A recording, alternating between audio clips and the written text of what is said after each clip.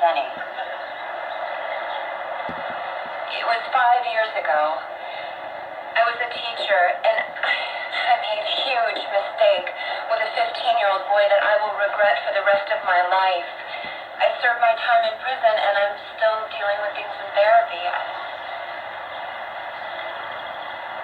Welcome to the neighborhood.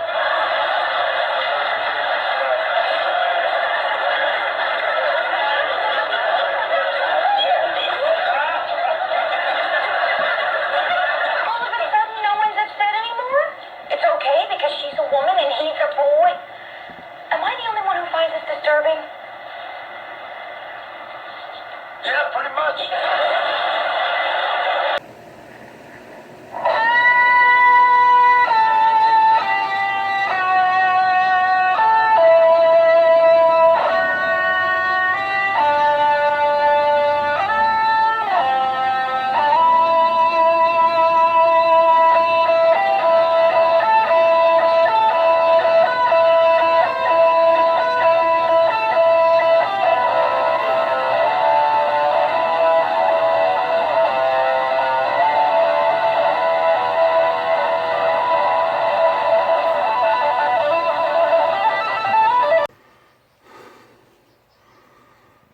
Hello everyone.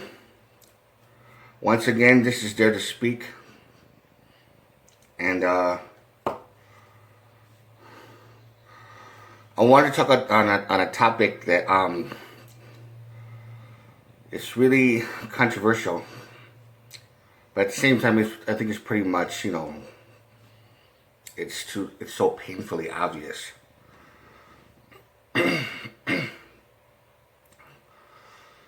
We know that sex offenders are not really well liked, and the way people think about them, pedophiles in general and things like that, and also depending on the severity of the crime, the severity of it. And what I noticed, and I'm not going to, deny, I don't know about right now. I don't know, but sex offenders, I noticed are seen with loathing and hate, and a lot of them do have a past of being sexually molested, and have been very fucked up, very seriously messed up type of backgrounds. Molested by whoever it is that sexually molested them and raped them over and over again, and caused so much trauma and psychological mental abuse as a result of it, and because of that they do very fucked up things as the aftermath. And I'm not going to get into genetics, because even though some people are, to a degree, which I'm not going to get into right now, but some people are genetically born to be pedophiles because they have it in their genes and their DNA. It's hereditary, and it gets activated through abuse, regardless of what level of severity. But that's a whole different issue, which I explained in some other video. But I'm not going to get into that right now. What I wanted to say was, a lot of people don't even know very well, or even care. They don't really seriously give a shit about that person's messed up past. Like, that's no excuse for what they did, and that's not exactly true. I mean, that is an excuse. Of course, they still have to be locked up. And when they get out of prison, they still have to be registered as a sex offender. Whatever, from whatever neighborhood they move into. It's strongly understandable. And I can't even imagine how rough they must have it if these are the type of people that have a real serious problem. And they have therapy and this and that, what they must have went through in prison, being called whatever they call them in prison, or whatever, that kind of thing. A lot of them even get raped themselves or even killed just because of that. But they don't even know or even give a shit about that person's background. Now, I do admit that there's some child molesters, some sex offenders that seriously need to be beaten to death or killed because because they get away with it and they have the money to pay off cops, to pay off lawyers, to pay off whoever else, and they get away with it, and they're like, high and mighty. Says I don't have to worry about it, and they molest little boys or little girls or whatever it is, and they get away with it for so many fucking years. Those are the ones that I consider the fucking evil ones. So I can understand having hate and loathing towards them. I could strongly understand that. But you cannot put them in the same category, in the same box with people that were sexually molested, and they can't have any control over it. They have these impulses because they're the prefrontal cortex. Because remember, the child sexual abuse does tremendous amount of damage to the temporal lobe. It does tremendous amount of damage to the prefrontal cortex, which has to do with controlling impulses, and then the amygdala, which is the gland, has to do with anger, fear, sex drive.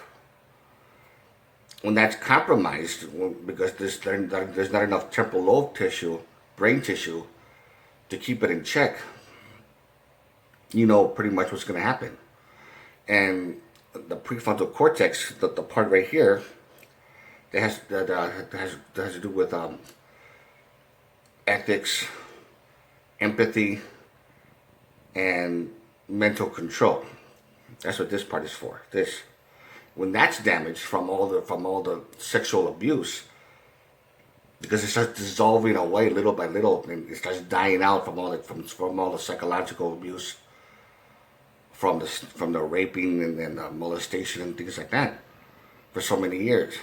So they have no control over their impulses because as a result of it. So they need to have therapy. They don't need to be beaten to death or be seen as some evil, fucked up person like the other ones that I made the example of. These are two separate people, two separate type of people. One's evil, the other one is what I would call problematic. They have a serious problem.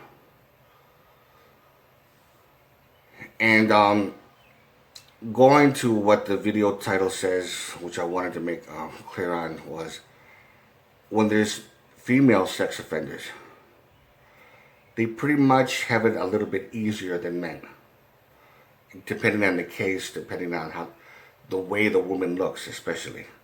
I've seen videos and documentaries here and there for some years on female pedophiles. They were very beautiful, very good looking. The type that you would not even think. I mean, usually when you think of a female pedophile, they're usually like a butch, or they're very ugly looking. You know, they look like a big time loser, and right away they're seen with loathing also. But they also have a serious problem. That's the thing. But those are the ones that get treated like crap. But if you're extremely beautiful, if you're fine looking, if the woman's fine looking and she's like 29, 30 years old, and she's drop dead gorgeous, and she's a pedophile. She does it with little boys that are 12, 13, 14 years old. She gets caught after a while. She goes to court. She gets a very light sentence, a slap on the wrist, because of her fucking beauty. How in the fuck is that justice? I mean, think about it in that sense. But then there's another part, like what you just heard from the episode of George Lopez. For those of you who are familiar with that episode, of the neighborhood watch, and then they found out that the sex offender was a female, and she was, good looking, and supposedly, I guess when she did it years later, when she did the crime earlier, she must have been very good looking. And then George Lopez was just going off, says, there's no big deal. I mean, the woman was beautiful. I mean, any kid who gets molested by someone like that, I don't call him a victim. I call him fortunate. And then you hear the crowd laughing, the audience laughing in the background and stuff like that. And I started laughing when I first saw that scene, when I saw that episode. And I'm not gonna lie to you. There was a time, in a sense, that I actually condoned that idea. Like, my God, I wish, damn, that kid, that 14-year-old kid who got sexually molested by that fine-ass woman. They were getting away with it for almost a year, and then until they got caught or whatever. Man, he's one lucky motherfucker, man. That kid is fucking lucky. I actually condone that idea. Actually, I also wish that, man, I would kill to be in his shoes or this and like that. And I know that there's guys out there, don't fucking bullshit me. Don't bullshit me at all. I know there's guys out there that would think the same way. If there was, think of any fine-ass woman that you could think of who was your third grade teacher or whatever, and she molested you, and she told you to keep quiet about it, and you did because she was gorgeous, and you had sex with her that was deeply, what you would consider deeply pornographic, whatever, in secret, while if all the kids were out in recess, you're in their classroom with her, or in a quote room, just getting it on. Of course, you're gonna enjoy it, and knowing the fact that she's gorgeous and she's good looking. There was a time where, I know that there's guys out there that would say, "Man, that kid is lucky. I wish I was like him," especially when they see how the woman looks like, how beautiful she looks like. And there was a time when I thought that way too. And right now, I know that it's wrong to think that. It is wrong. Even though there's that part of you that that still wishes and that stuff, there's another part of you that says, "Come on, dude, that's like, I understand that, but that's still wrong." Yeah, she's fine as hell, but that's still wrong. And there was a part in that George Lopez show where he was telling his son Max about the sex offender woman, and she said she's registered as a sex offender. She had sex with some underage boy, and then Max looked at him and he started smiling and says, "Was she hot?" And then the audience started laughing, and then George Lopez was like, "Well, let's just say that her last victim didn't suffer." And again, the audience laughed. It's very, come on. It's something that I know that a lot of guys would not admit to, or they would reluctantly admit to it or something like that. But that's how a lot of people think. And it is wrong to think that way. It is. It's understandable how, you kind of feel like, damn, that kid's lucky and stuff like that, because how beautiful that woman looks like. But you're giving into, hypocritical thinking. You can't just do that. That's very hypocritical. Here, if the person's ugly or this and that, then they should deserve to go to hell. You might say whatever type of insult. But if that woman's good looking, oh my God, I wish I was 11 years old and I got sick and I got had sex with her and this and that, and all sorts of stupid shit. It is, I can understand how someone would feel that way, but at the same time, you got to stop and think that it's wrong to think that way. Okay, you can't. It's very wrong. You got to stop and think that it's wrong. If you like this video, give it a thumbs up. And any comments, anything you want to add, anything that's important or whatever, any questions, you know what to do. And to all of you, take care.